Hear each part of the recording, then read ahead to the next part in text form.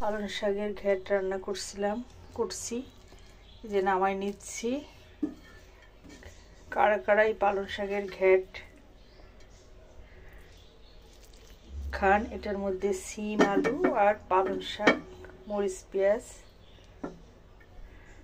রসুন আর চিংড়ি মাছ দিয়ে আগে ওগুলো দিয়ে সেদ্ধ করে চিংড়ি মাছ ভেজে মরিচ পেঁয়াজ ভেজে তেলে দিছি।